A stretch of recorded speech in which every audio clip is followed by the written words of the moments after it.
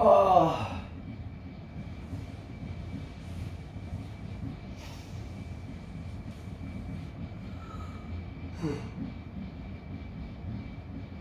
오늘 드디어 마지막 날입니다. 내일 하루 쉽니다. 오늘은 광복절이고요. 비가 엄청 오고 있습니다. 근데 다른 친구가 사진을 하나 보여줬는데 지금 광주로 내려가고 있는 친구인데 지금 하늘 완전 맑아요. 여기만 엄청 지금 그냥 온통 그냥 구름이에요. 구름 속, 물 속. 오늘도 스트레칭 위주로 많이 하고 그 다음에 운동하도록 하겠습니다.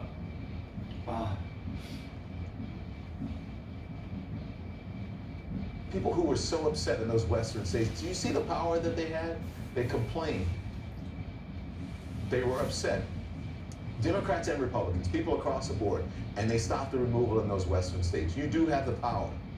You do have the power. So speak out. I want to get to the former President of the United States, Barack Obama, who is sounding a warning tonight for the second time in 2 weeks. The single thing that I'm most concerned about between now and November, it is that we do everything humanly possible to ensure that everybody who wants a change in administration actually registers that change at the ballot box, whether that is in person or by mail-in voting. What we've never seen before is a president say, I'm going to try to actively kneecap the Postal Service to encourage voting, and I will be explicit about the reason I'm doing it. Think about it. Do you think this is a coincidence?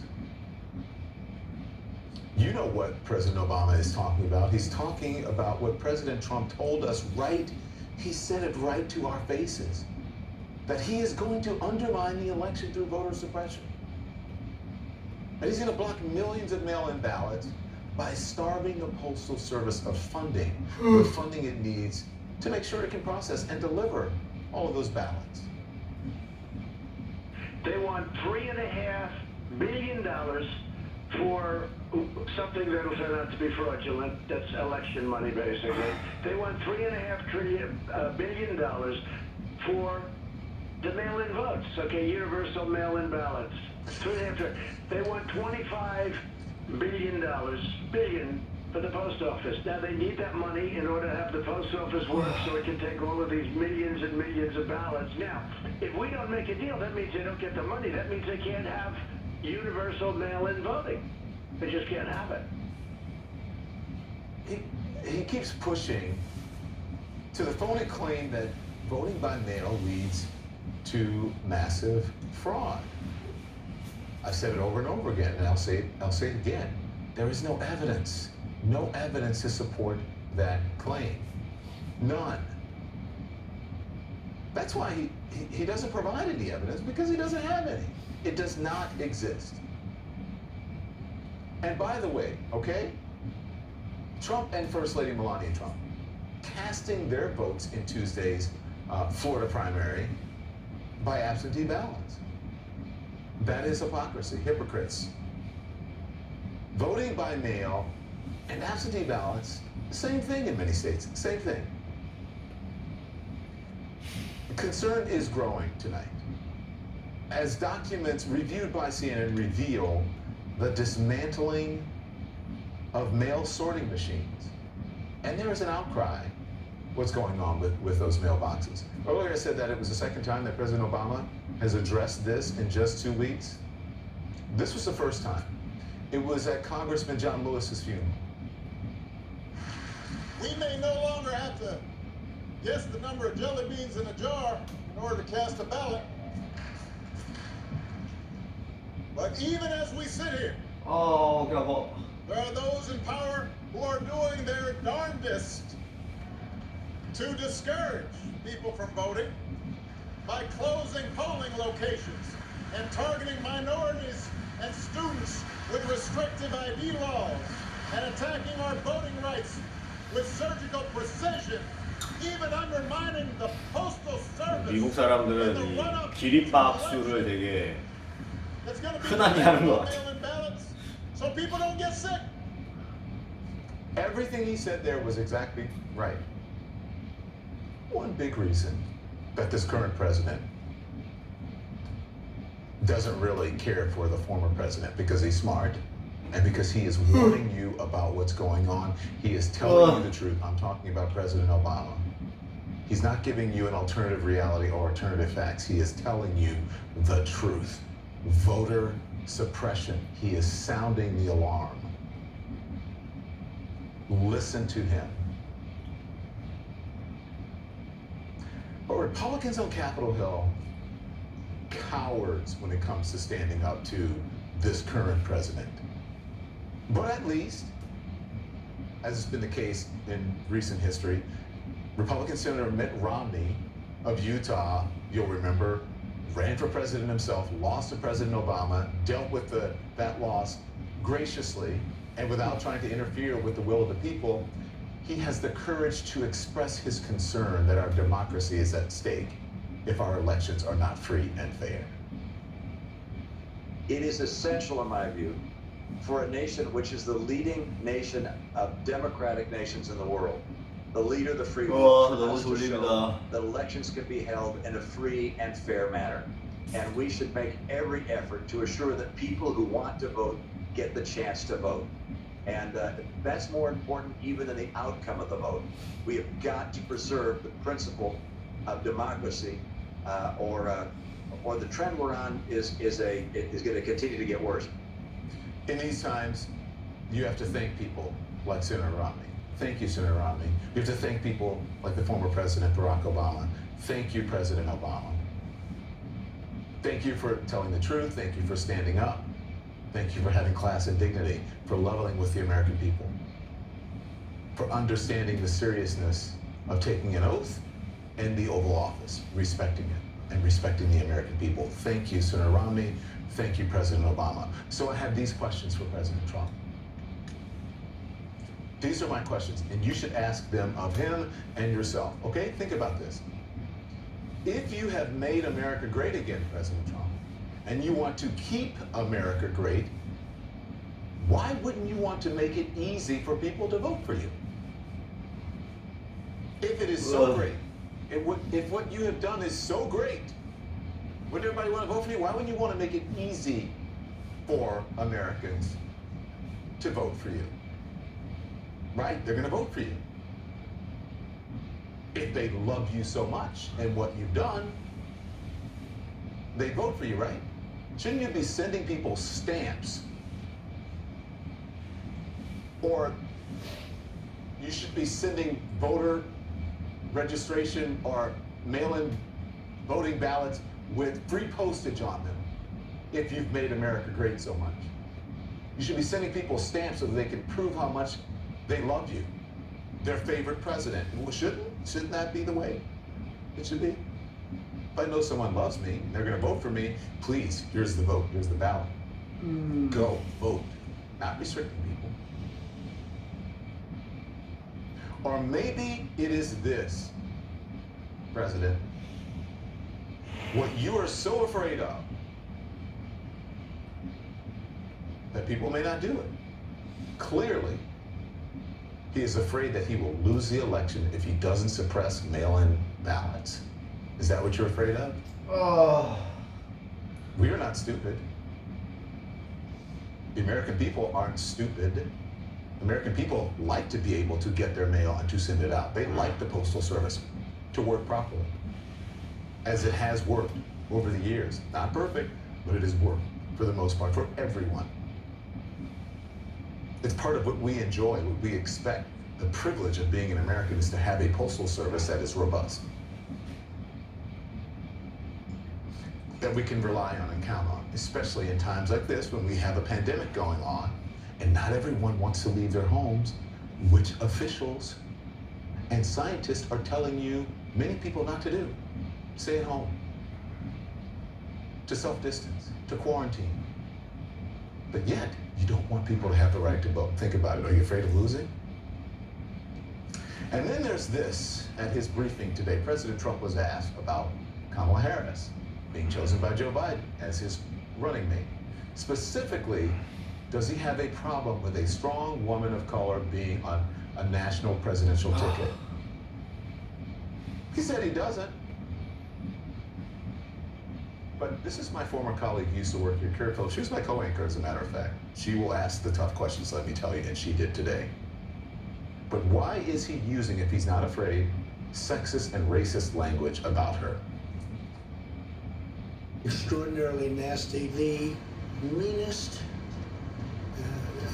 the most horrible, angry, mad. The mad woman, I call her. So I just heard that, I heard it today, that she doesn't meet the requirements. He knows better. An old white man. Yep, I said it. Pushing a racist birther conspiracy against a black woman. An accomplished black woman. Better resume than him. Smarter, more accomplished. More deserving of the office of the presidency, actually, than him. Using the same ugly conspiracy he used against President Obama. Pathetic. It is pathetic. But then, you know, the apple doesn't fall far from the tree in the Trump White House. Son-in-law and senior advisor Jared Kushner, fixer of all things, was interviewed by CNN's Christiane Amanpour. That was earlier today. And as they say, he couldn't get out of his own way on the ugly issues of birtherism. His words were, I don't know anything about that. I'll take him at his word that he said he doesn't know anything about that. Kamala Harris is African American, she's Indian American, and she's a woman. So you've got racist overtones, you've got misogynistic overtones. Why would the president want to be associated with somebody who wrote that? So, Christian, again, I have so much respect for you, so I'll answer this in the most polite way possible, which again is that the president was asked a question, he said he didn't know anything about it. Would you apologize on behalf of your candidates for that, for him spreading that information? Yeah, look, the president's about to do a press conference any minute. I'll let the CNN reporters ask him about that. Come on. There's a very easy way to answer that. It's just mind-boggling. And if you're making excuse for this behavior, you're wrong. Stop it. If Trump and his minions think that they're going to intimidate Kamala Harris with nasty words or ugliness, the ugliness of birtherism, someone who has interviewed her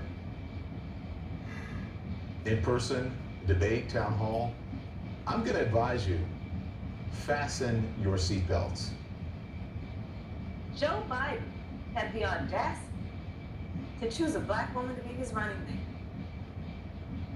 How incredible is that? And what a statement about Joe Biden, that he decided that he was going to do that thing that was about breaking one of the most substantial barriers that has existed in our country, and that he made that decision with whatever risk that brings. I think as much as anything, it's a statement about the character of the man that we're going to elect as the next president of the United States. So much for Trump's bullying tactics. She's clearly not going to fold. And as I reported to you last night, we reached out to her colleagues, right? Her Republican colleagues. I'm happy to let you know that at least some of Senator Harris's Republican colleagues are willing to go public to knock down this birther theory. Happy to report that. We spent the last couple of days reaching out to her colleagues in the Senate to see if they would repudiate this. And here's what we heard back, okay? So first up, Senator Tim Scott, the only black Republican in the Senate, issuing a statement, Republican and in the Senate, right, besides Kamala Harris, issuing a statement in his own name saying, while I will not be voting for Senator Harris, there is zero doubt she is eligible to run. This campaign is about whether America wants to embrace socialist ideas like the New Green Deal, not bogus internet rumors about Senator Harris's background. Okay? That was Tim Scott. She's the only Republican black member, is what I meant. Senator Rick Scott close ally of the president. We heard from his communications director today. Senator Scott disagrees with Senator Harris on almost everything and will work every day to make sure Donald Trump is reelected. But suggestions that Senator Harris does not meet the qualifications to serve as VP are nonsense. Senator Ben Sass also got back just through a spokesman. Here's the quote: "There are a whole bunch of reasons Senator Harris shouldn't, be vice president. But where she was born isn't one of them. This is silly." Senator Susan Collins, who has a real race on her hands up in Maine, she sent us this. She said, "Kamala Harris was born in the United States and if elected is eligible to serve as vice president." Thank you so much for responding. And you all are welcome on this program anytime. To be interviewed, to talk, debate, to disagree or disagree, whatever it is. So thank you. So our breaking news this evening here on CNN at 10:18 p.m. The U.S. Postal Service says they will stop removing mailboxes in Western states until after the election. That's after people all across the country reported their removal in their own communities. Our justice correspondent joins us now, Jessica Snyder. Jessica, thank you so much. We have this breaking news tonight. The Western Regional spokesperson says that they are going to stop removing those blue mailboxes, but the national spokesperson can't or won't say whether that will be true for every single state. Clarify this. What do you know, Jessica? Well, this was a swift reversal by the U.S. Postal Service, Don. You know, just hours after we reported this story, all of a sudden now they're saying that these collection boxes will remain, at least in the Western region, which comprises of about more than a dozen states. But the question is, what's going to happen in other states? You know, we've actually obtained photos that show some of these collection boxes in a storage area in the Bronx, some of them even behind chains. So the question is, you know, as we go into this election, we're less than 3 months out from it, where we're expecting a just rush of mail-in ballots, millions of people probably voting by mail. The U.S. Postal Service is going to be more crucial than ever. Why all of a sudden are they removing thousands of these blue collection boxes that you see on the street from states all across the country? Tonight they say that they won't remove them in the western states, about 16 states that they're going to halt this removal. But what happens in the rest of the country? You know, this is something that Joe Biden talked about today. He called it bizarre.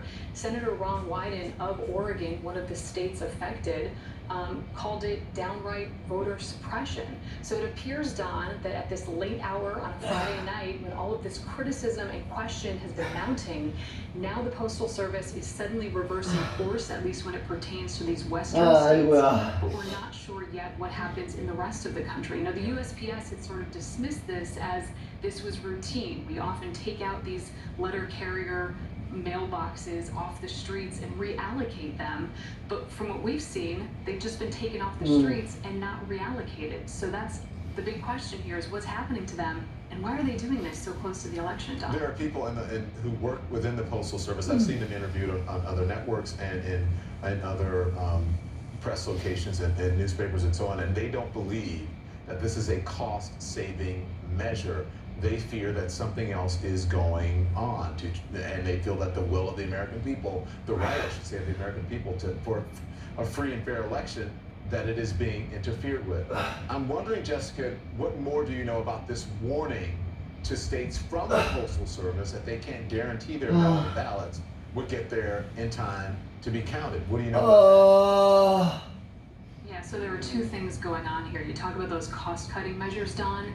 There's actually an IG report going into that, but we can get into that later. As for this warning from the USPS, they have sent out letters to all of the states, warning some of those states, most of them actually, that if they stick with their current deadlines, that it's possible that some of those ballots actually won't be returned by election day. And the post office says that it's really a matter of simple math. So I've looked at some of these letters, and Florida jumps out at me. It's a crucial battleground state.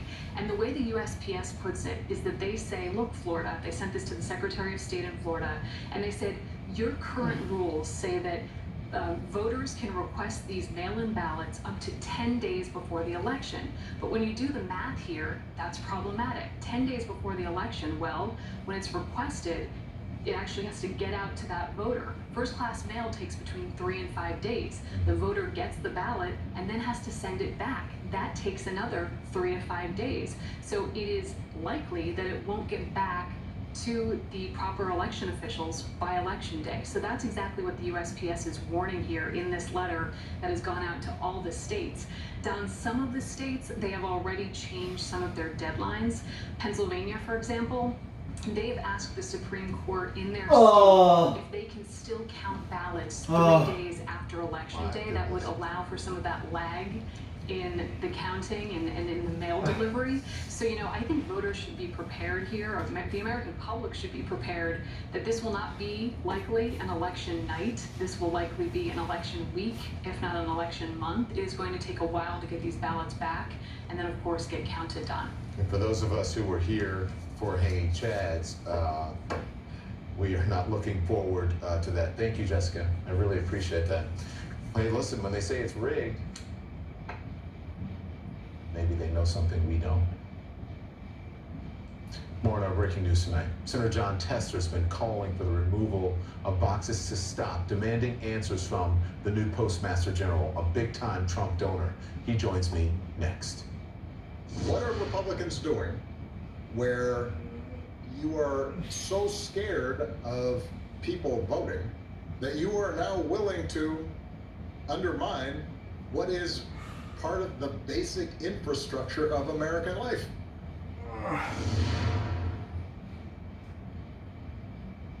How important is 1 year in a startup? It's everything. It's kind of life or death for us. Yeah, 1 year is a century in the life of a startup. Year one is absolutely crucial. It's good to meet you. This month, catch up with the startup scene in Dubai. A year after these young, ambitious entrepreneurs launched their dream to make it big. You like that one? How do they face their biggest challenge yet? I don't think anyone was prepared. No company was prepared for a pandemic.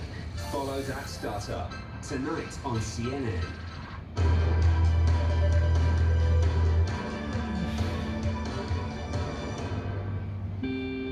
My name is Irwan Tai. I'm from Singapore. I'm the Senior Care Center Manager. Pre-COVID period, our center provides a unique experience for our clients. The design of the center is carefully planned to ensure that our clients feels like they are coming to a resort. The experience of having a mini vacation in our center. But basically what we do during the center closure, we do conduct morning group exercises with our clients. But these are via Zoom. We also had students from a local high school performing musicals and sing-along sessions. We'll try to make it more fun and engaging for the clients. There is, of course, a concern about the health of our clients, especially when they're returning back from the lockdown. I would not call it a challenge, but rather an opportunity for us to actually share with them the importance of infection control, especially during this pandemic period. For example, every morning we have these safety briefings where we will actually reinforces the importance of wearing a mask, hand hygiene, and also the benefits of social distancing in infection control management. And hopefully once this is over, we'll be able to go back to the normal situation again. But the new norms that we have right now definitely doesn't impact the motivation that we have now to take care of the elderly here in Singapore, especially when we have the aging population here.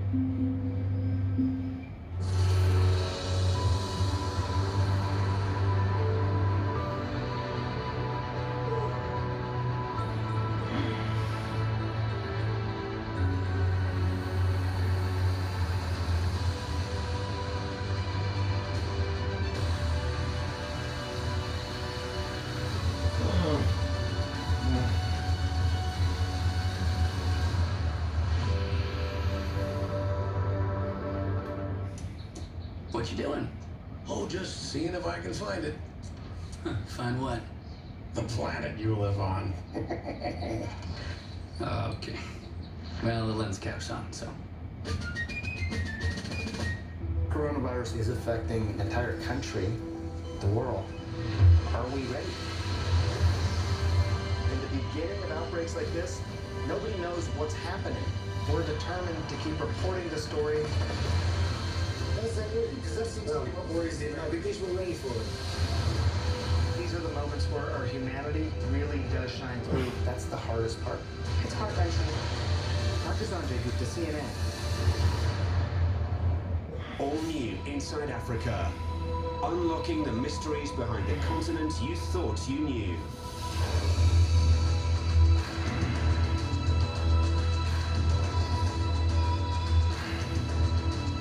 South Africa's top chefs rise to the challenges of a socially distanced world. Being open to ideas is the way forward. I'd like to think we have that spirit here. Inside Africa, only on CNN, in association with Zenith Bank. So we're back now with our breaking news. The U.S. Postal Service says that it will stop taking letter collection boxes off the streets in western states.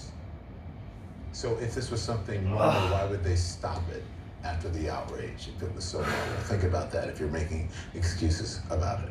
The change coming amid accusations that the removals would further limit voters' ability to vote by mail. Democratic Senator John Tester of Montana joins me now. Senator, I'm so happy you're here because in large part you're responsible for at least stopping some of this. I thank you for that. I thank you for joining us. Good evening. A spokesman for the USPS, Rod Spurgeon, confirming to CNN that they're going to stop collecting boxes in 16 western states. It seems like there was something about seeing those iconic blue boxes being taken away that really got to people. Tell us your understanding of this. Well, I wished I knew. I mean, their actions raise more concern and raise more questions than they answer.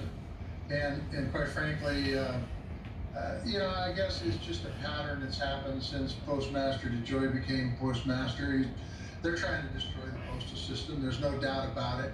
Whether it's, delivering ballots or Social Security checks or prescription drugs, you name it, the service is being deteriorated as we speak. By taking away the sorting machine, taking away the blue boxes so folks can mail their packages and letters.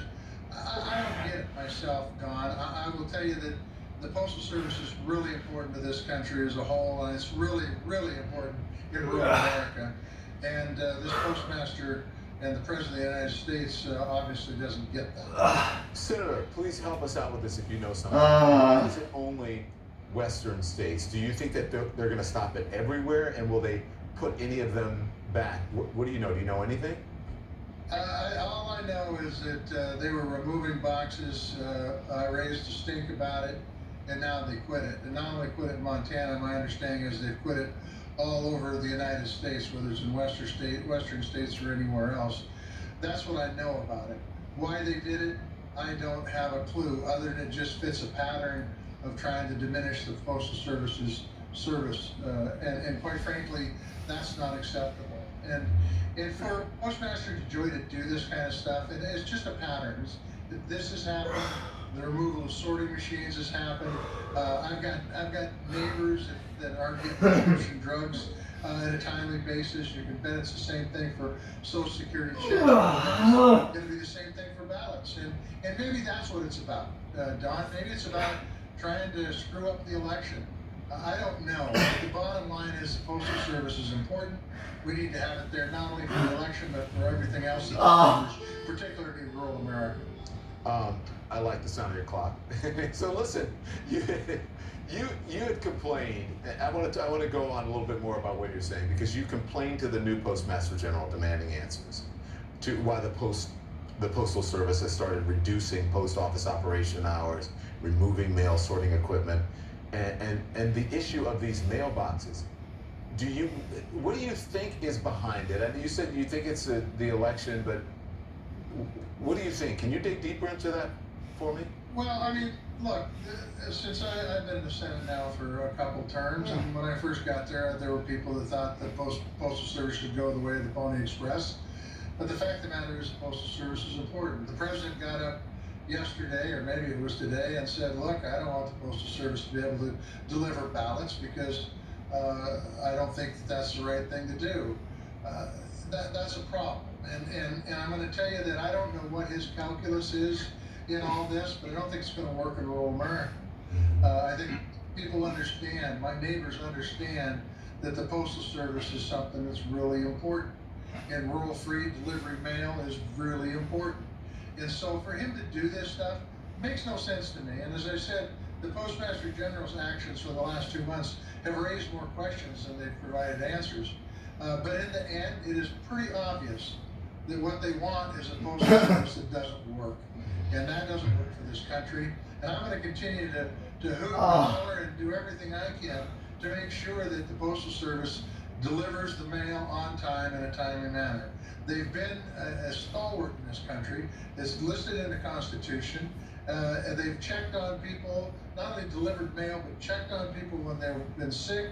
They've just been performing. 여기까지만 하겠습니다. And for this 못하겠어. president to say, you know what, I don't think it's worth the time, I'm going to destroy it, is completely unacceptable. And I hope the American people understand that. Well, I hope people follow your advice to hoot and holler, to make a difference. So to keep this from happening. Senator, I know that you have worked